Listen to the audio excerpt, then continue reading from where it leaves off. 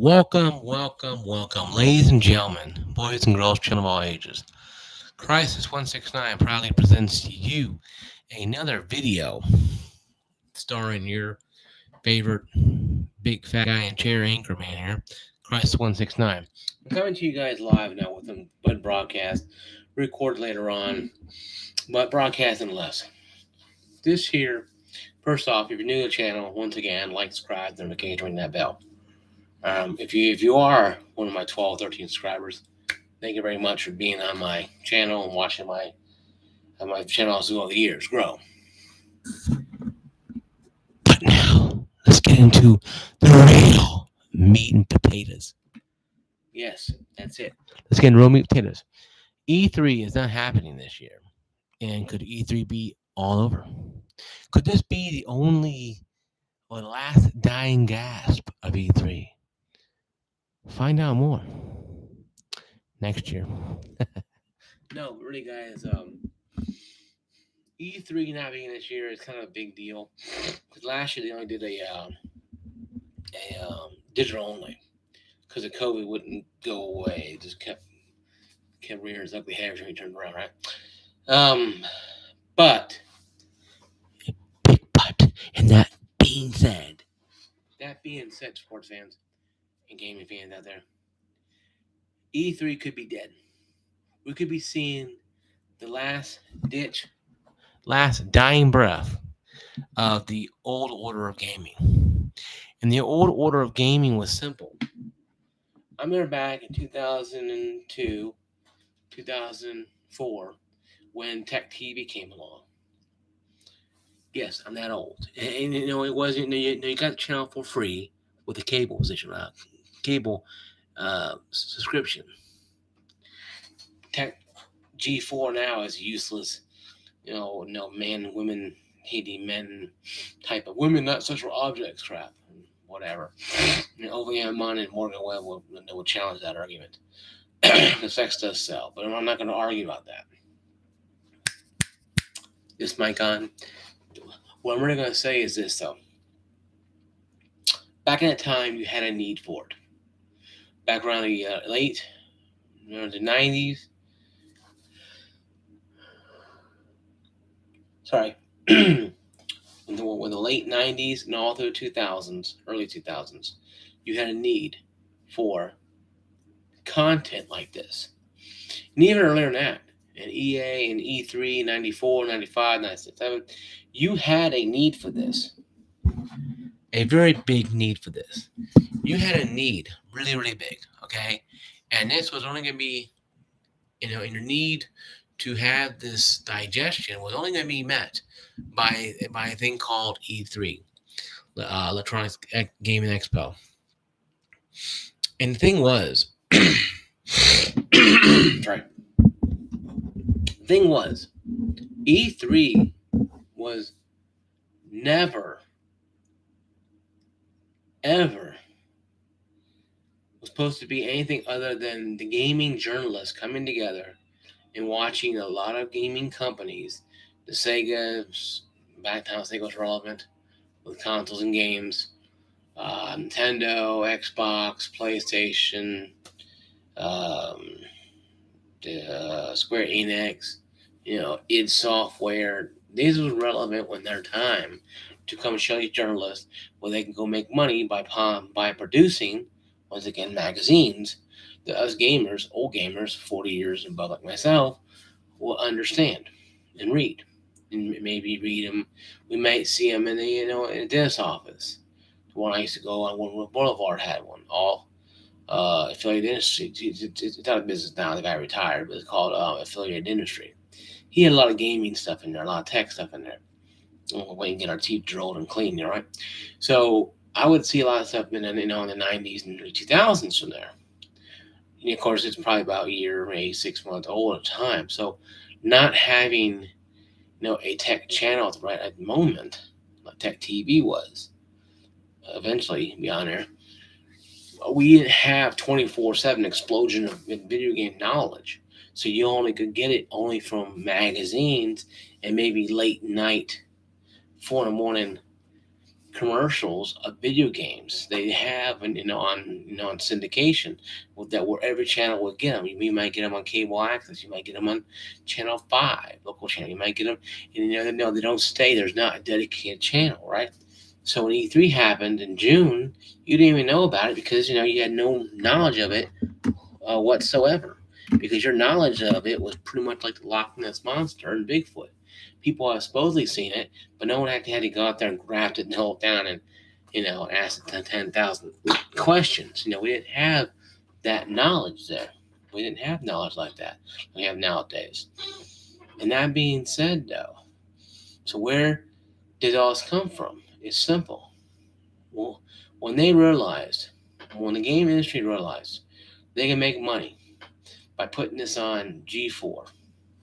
Yeah, in some cases, I think CNN had E3 or Business Channel had E3 a couple times on it, and it was pretty hit, but mostly technology and new computers, stuff like that. But it was technology. People wanted more. There was a thirst, there was a hunger, and they wanted more. And E3, like, you know what? Let's go ahead and just start sending this out on cable. Of course, luckily around 2002, around maybe 99, 2000 plus, G4 was born. Tech TV was born.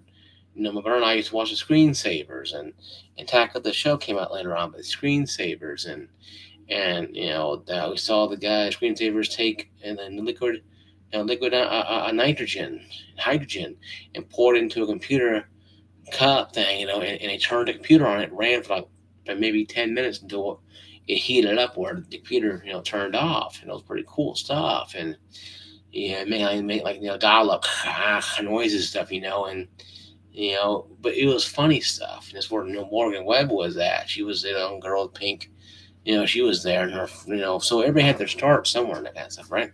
So E3 came around, and they started showing bits and pieces of it on G4 and Tech TV, if we know before it came G4. So we gamers got a little taste of it. We wanted more. Like, hey, we want more of this because it's not something that we get into. School on the bus when you're in high school or middle school. Hey, seen that E3 presentation? Mario 64, wow, or whatever, or new Xbox being called, or whatever is going on, or to hear about Halo and stuff like that. You heard about it because G4 Tech TV was a gaming, narrative-driven entity.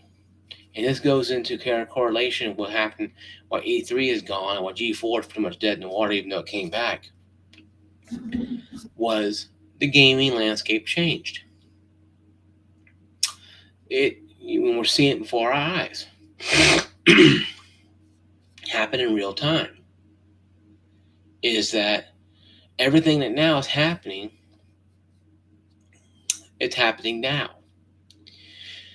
We can go on Google right now and Google game graphics cards. Boom, boom, boom, boom, boom.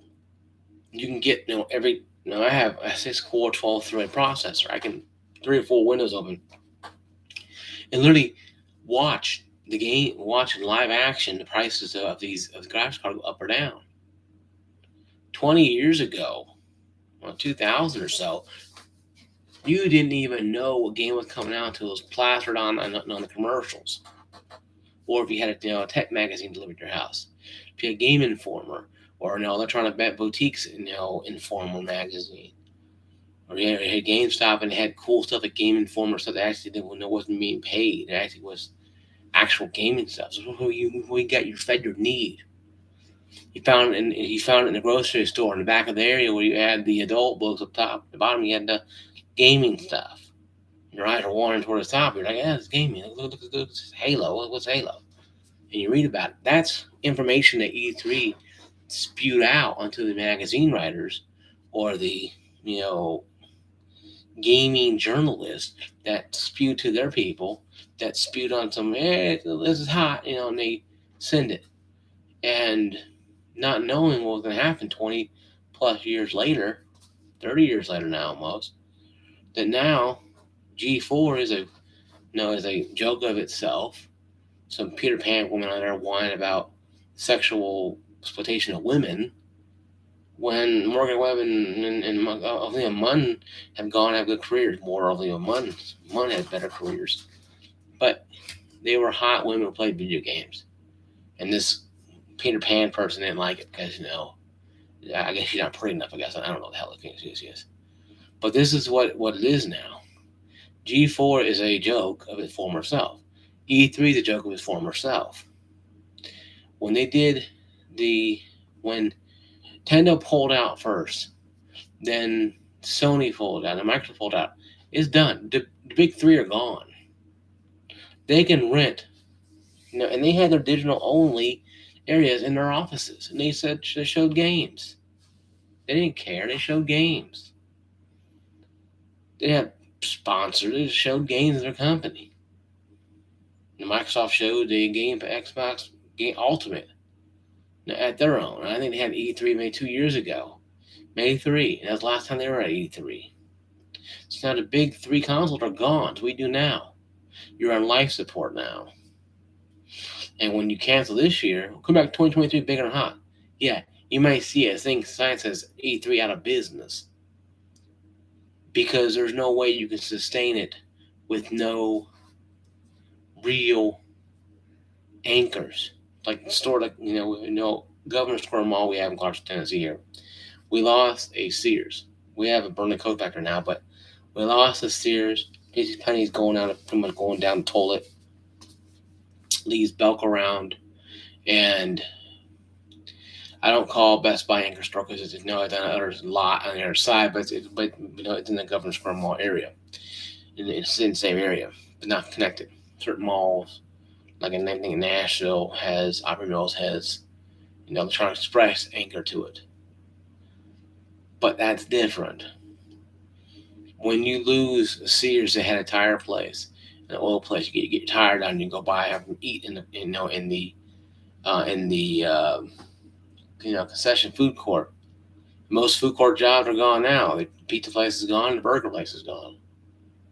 But when you're losing your anchor stores, like your anchor gaming indies, like your Microsoft, your Xbox, and your PlayStation, Microsoft, PlayStation, Nintendo decide to fade away from the E3 anchoring, now you have a gap you can't fill. It's like trying to fill a Walmart store, big Walmart, with a GameStop.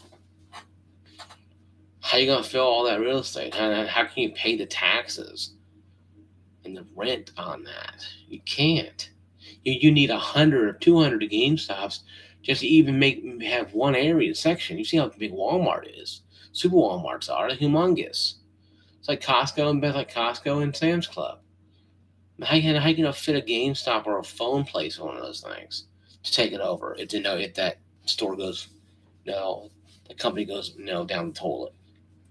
It's the same with E3. How can you take a new company, unless Microsoft wants to put their companies on E3 for color, the smaller ones. No, why they would just put it on their own damn thing. Say Xbox exclusive, PC exclusives, and run them off. Why E3 is pretty much a life support dying a very slow, painful death. No offense to anybody who lost anybody else who died and slow, painful death, and that's not funny. I'm not saying it is. I'm just saying that's how that's how the perception is right now. That there is an issue. Okay? There is a problem, okay? And E3 is dying. It's been dying for the last 10 years. Since we can go online, they have YouTubers like Yang or Yang, Y-O-N-G, and Utic USA, myself included, not a real big one, but other YouTubers who are bigger than me, who have more news. IGN has pretty much their own channel now. No, they broadcast stuff. They don't need E3 to do it for them. They just broadcast themselves. So you're seeing it. You might see E3 become more digital. Only because you're going to see the in-person attendance drop like the old wrestling matches. The old wrestling attendance back in the 70s and 80s for like small regional wrestling promotions. Where now they have maybe 500 people in a place where 5,000 people fit.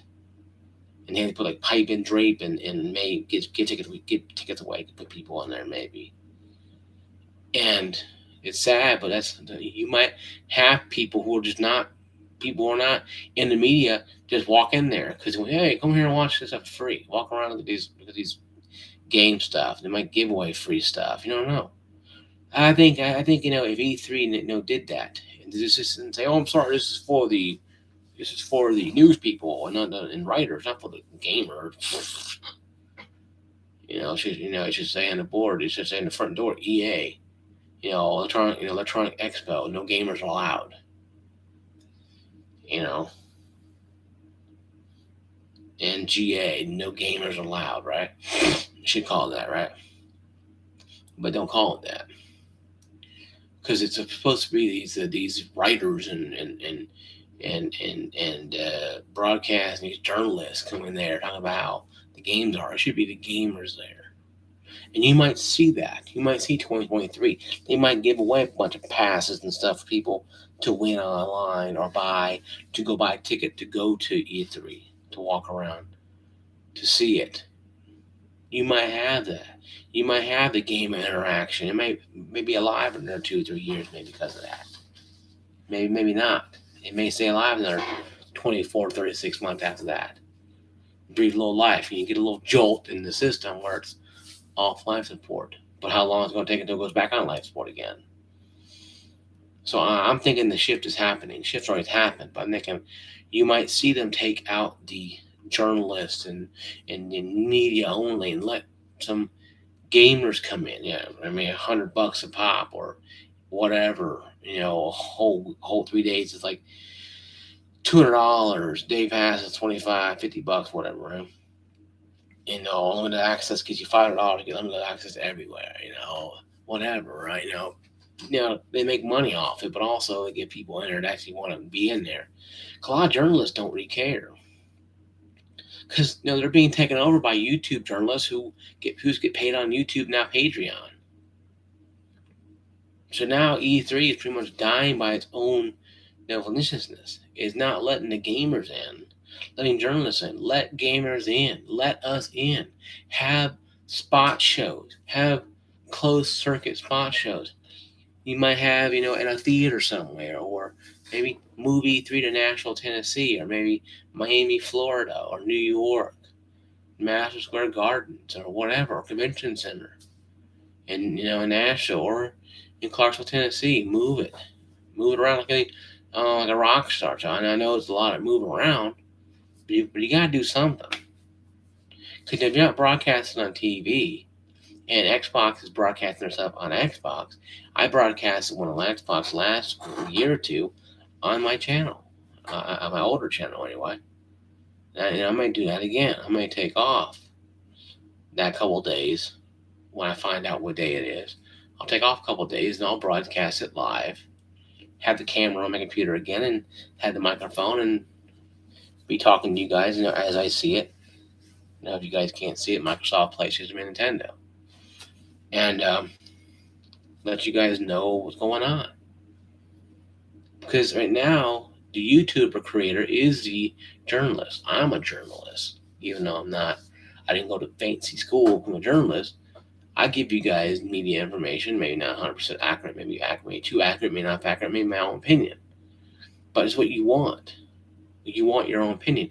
You don't want some opinion of some guy being paid $100,000 a year. I'm just saying, some guy who goes there with own expectations. You want somebody who's neutral, who doesn't care either way, who wants to see good games. And E3 is no longer part of that entity. And I've been seeing for the last couple of years, E3 been dropping. Because you have the other tech shows. You have the Microsoft, PlayStation, Sony. And now you have Square Enix doing their own. And maybe even Activision too is now bought out by Microsoft. And Capcom doing their own. So why is there E3 now? Oh, that's right. So you have to fill a gigantic, stadium-like convention center in a state that's pretty much taxed and spend itself into debt to appease people who don't really care about it anymore because, they can go online and post stuff. There's so many leaks online that, hell, I knew more about what's going on with Microsoft through the leaks and just reading stuff online that did watching E3 ever. But I'm not saying E3 is totally dead, but it may be dying. We may be seeing the last gasp of E3. And if they don't start doing something soon, even if they only go to virtual 3D, virtual only. Some guy said in an empty room talking about something that no one else hears when it's online. You know what? That's something. You might last another 2 to 5 years until you finally pull the plug. But you ain't gonna know. Or may have virtual where people like myself are standing there, sitting there, with no cameras facing you, or watching it live. Buy a ticket, or hopefully raffle to get a spot in the virtual seating to watch this stuff live, and we can broadcast it as we're seeing it. That's something there too we can look at. That can bring a little more life into the information age. Because going there, sitting down, and staring ooh and ah at the stuff, ain't cutting it no more. And really, guys, that's about it with that section. I do believe with this gaming issues, I talked about yesterday, I talk a little bit more about it, was like E3 is dying out. We're seeing games now being digitally. And this is what I talked about yesterday. The digital revolution here, guys. The digital revolution is not here. It's been here. It's taken a spot. It's taken a claim to this country, and it's vastly outgrowing the physical media. So much so that it's almost like 2 to 1, 3 to 1. And when we're to buy a game at GameStop or Walmart, two people are buying it offline. Why? Because it's more convenient, and the games are being pretty much sold at bargain and cutthroat prices anyway. You can get a Game Pass game for $9, and you can get Game Pass Ultimate for $9.99, $9.99 a month, or pay 3 months like I do and get 3 or 4 of them and get about a whole year of Game Pass Ultimate. You play a game when you want to play them, and in your leisure. If you don't play anything until maybe 6 months in, who cares? That's something that GameStop can't do. Our Game Pass can't do. Game Pass probably could, but Game Pass is so difficult because I had Game Pass for a while, and it got wonky later on. Games didn't show up. Games that came up, people wouldn't send them back after a month or two. It's like, gracious, guys, really? You guys don't want to cough up the game, huh? So I had Call of Duty 4 for over a year, and they offered me to sell it to me for $20, and I bought the case. The case came to me, and I got the game. And they didn't send me a receipt of it. I had that game for a whole year on GameFly. So the games are changing. They're bigger.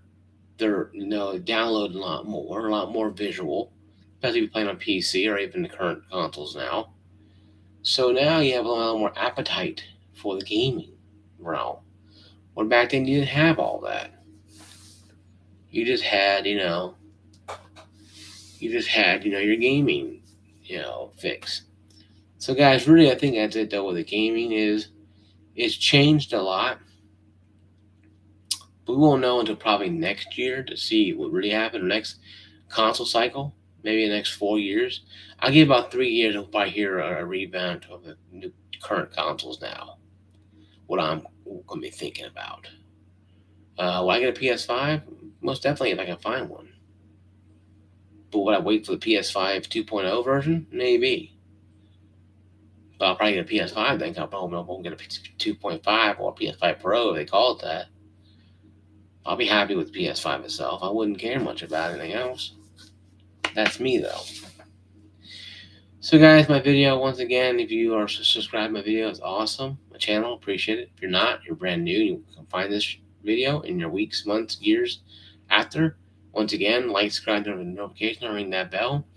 My gamertag, Crisis169, on Xbox Live, PlayStation, I never play anymore. And Steam, my gamertag is Crisis1691.